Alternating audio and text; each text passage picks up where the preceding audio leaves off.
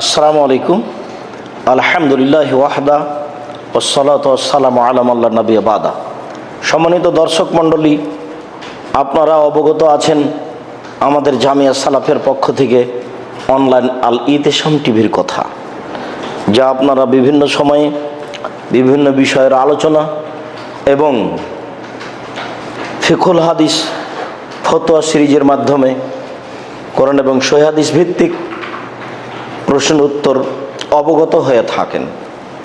মর্মে আপনাদের পক্ষ থেকে আমাদের একটি জরুরি জিজ্ঞাসা, তা হচ্ছে সিয়াম কাকে বলে, সিয়াম কত প্রকার, সিয়ামের হুকুম কি।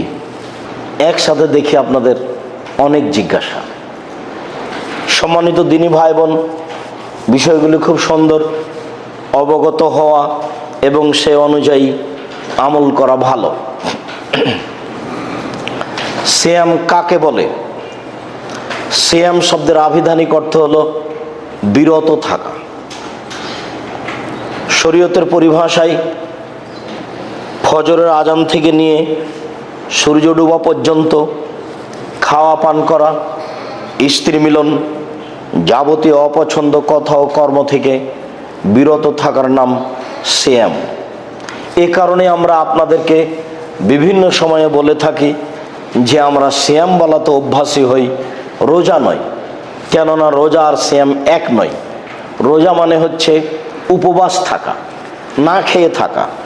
যারা অমুসলিম তারাও তাদের এক কিছু নির্ধারিত দিনে উপবাস থাকে, না খেয়ে থাকে, এবং তারা মনে করে এটি একটি ইবাদত। কিন্তু সিয়াম শুধু না খেয়ে থাকার নাম নয়, অনেক কিছু থেকে বিরত থাকার নাম সিয়াম।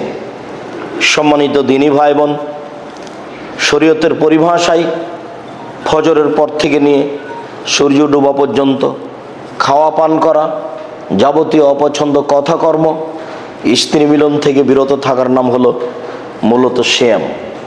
যার কারণে আমরা আপনাদেরকে রোজা না বলে সিয়াম বলাতে অভ্যাসী হওয়ার জন্য অনুরোধ জানাই। সিয়ামের প্রকারভেদ যদি এই কথা আমরা স্পষ্টভাবে স্বাভাবিকভাবে বলতে চাই, তাহলে এটাই বুঝতে হয় যে সিয়াম দুই প্রকার। এক প্রকার সিয়াম হচ্ছে নফল, আর এক প্রকার সিয়াম হচ্ছে ফরজ। তবে প্রকার হিসাবে যদি এটাও ধরা যায় যে মানুষ যদি নিজের উপরে সিয়াম পালন করাকে মানত হিসাবে গ্রহণ করে, তখন তার মান আরো ভিন্ন হয়ে যাবে, মানে তখন করাই লাগবে।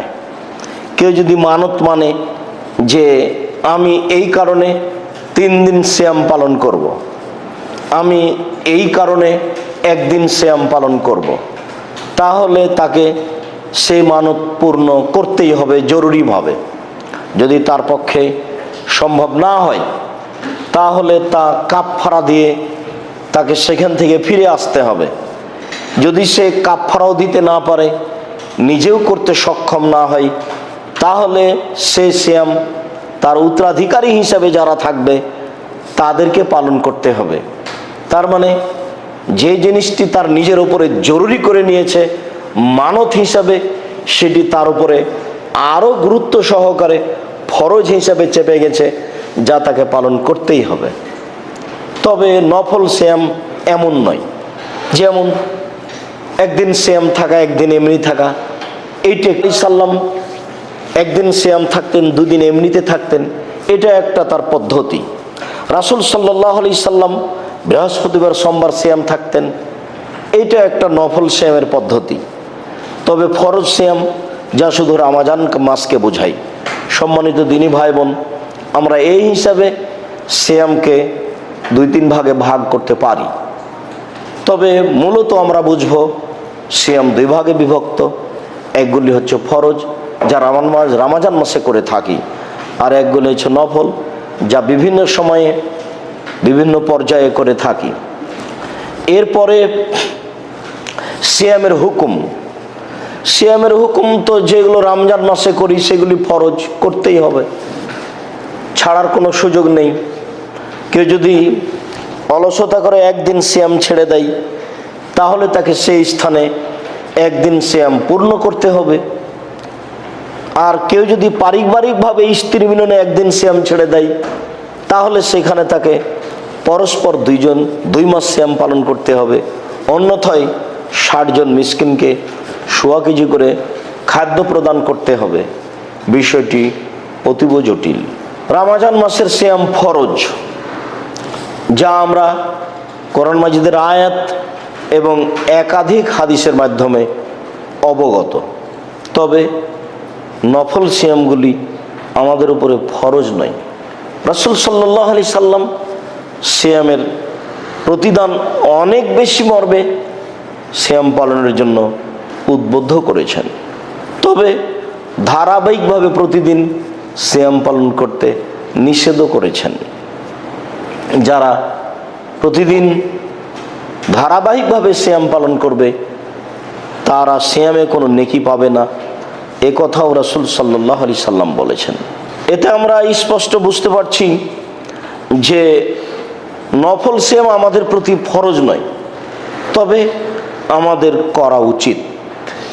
এতে আমরা পরকালে অনেক সফলতা, অনেক বিনিময় পাব, বিনিময়ে জান্নাত পাব ইনশাআল্লাহ।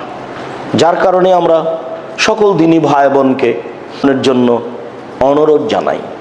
বিশেষভাবে প্রতি বৃহস্পতিবার সোমবার রিপোর্ট হিসাবে নফল সিয়ামের জন্য অনুরোধ করি।